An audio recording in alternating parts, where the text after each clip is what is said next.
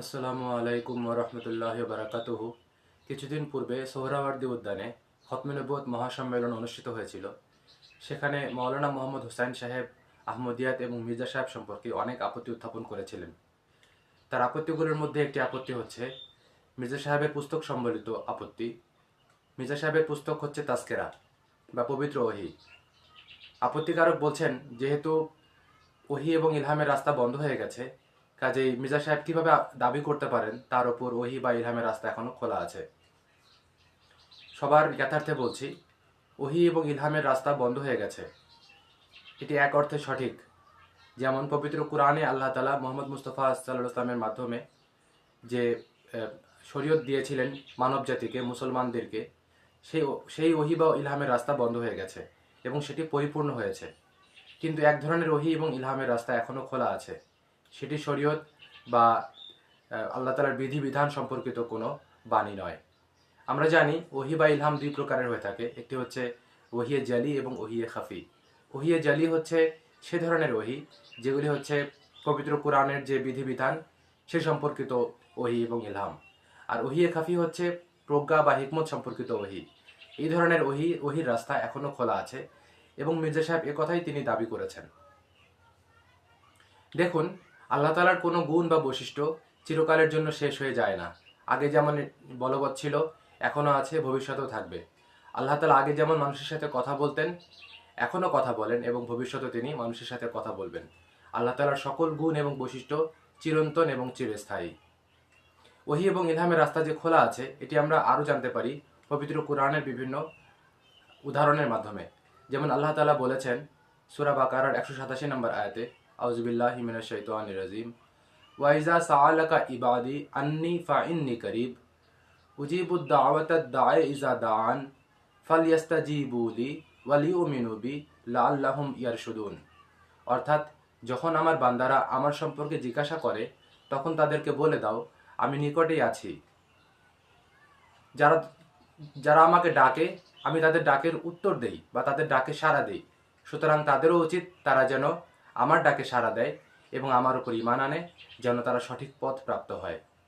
এই আয়াতে লক্ষ্য করুন, আল্লাহ তাআলা বলছেন যখন তার বান্দারা তাকে ডাকে, তখন তিনি তার ডাকের উত্তর দেন বা তার ডাকে সাড়া দেন। আল্লাহ তাআলা বান্দার ডাকে কিভাবে সাড়া দেন? আল্লাহ তাআলা বান্দার ডাকে সাড়া দেন ইলহামের মাধ্যমে, সত্য স্বপ্নের মাধ্যমে। এভাবে আল্লাহ তাআলা বান্দার ডাকে কখনো কখনো সাড়া দিয়ে থাকেন। মৌলানা রুমি সাহেব বলেছেন, সে ব্যক্তি নায়েবে রসুল যার অন্তরে আল্লাহ তাআলা কাশফ, ইলহাম বা ইলকা করে থাকেন এবং এই কাশফ, ইলহাম বা ইলকা মাধ্যমে আল্লাহ তাআলার আদেশবাণী মানুষের অন্তরে প্রবিষ্ট করেন। মাসিক মদিনা, জুন 1998। কাজেই দেখা যাচ্ছে ওহী ইলহামের রাস্তা এখনো খোলা আছে। পবিত্র কোরআনে আমরা অধ্যয়ন করলে আরও জানতে পারি, আল্লাহ তাআলা বলেছেন, আউযু বিল্লাহি মিনাশ শাইতানির রাজিম, ইন্নাল্লাযীনা ক্বালু রাব্বুনাল্লাহ সুম্মা ইসতাকামু তাতানাজ্জালু আলাইহিমুল মালায়েকা আল্লা তাখাফু ওয়া লা তাহজানু ওয়া আবশিরু বিল জান্নাতিল্লাতী কুনতুম তুআদুন। অর্থাৎ, যারা বলে আল্লাহই আমাদের প্রভু এবং তারা এই কথার উপর দৃঢ়ভাবে অবিচল থাকে, তাতানাজ্জালু আলাইহিমুল মালায়েকা, তাদের উপর আল্লাহ তাআলা ফেরেশতাদেরকে অবতীর্ণ করেন। আল্লাহ তাখাফু, ফেরেশতারা তাদেরকে বলে তোমরা ভয় পেও না, ওয়ালা তাহজানু, এবং নিরাশ হইও না। এই আয়াতটি একটু লক্ষ্য করলে দেখতে পাবেন আল্লাহ তাআলা এখানে কি বলছেন। আল্লাহ তাআলা বান্দাদেরকে বলছেন, যারা আল্লাহর উপর পরিপূর্ণভাবে ঈমান আনে, তাকে প্রভু বলে ডাকে এবং এর উপর অবিচল থাকে, তাদের উপর আল্লাহ তাআলা ফেরেশতাদেরকে অবতীর্ণ করেন। অর্থাৎ এই ফেরেশতারা এসে তাদের সাথে কি করে? তাদেরকে অভয় বাণী দেয়, তাদেরকে শান্তির বাণী শোনায়। অর্থাৎ এক্ষেত্রেও আল্লাহ তাআলা মানুষকে বোঝাচ্ছেন যে ওহী এবং ইলহামের রাস্তা খোলা আছে। ফেরেশতারা মানুষের উপর অবতীর্ণ হয়, তাদেরকে শান্তির বাণী শোনায়, তাদেরকে অভয় বাণী দেয়। আরেকটি আয়াত থেকে আমরা জানতে পারি ওহী এবং ইলহামের রাস্তা এখনো খোলা আছে। যেমন আল্লাহ তাআলা সূরা কদরে বলেছেন, তানাজ্জালুল মালায়েকাতু ওয়ার রূহু ফিহা বিইজনি রাব্বিহিম মিন কুল্লি আমরিন সালাম।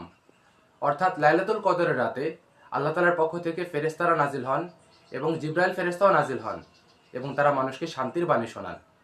কাজে প্রত্যেকটা ক্ষেত্রে আমরা বুঝতে পারি আল্লাহ তাআলার পক্ষ থেকে ওহী এবং ইলহামের রাস্তা খোলা আছে, এখনো মানুষের উপর ফেরেশতারা নাজিল হয়। আশা করি সকলেই বুঝতে পেরেছেন। জাযাকুমুল্লাহ।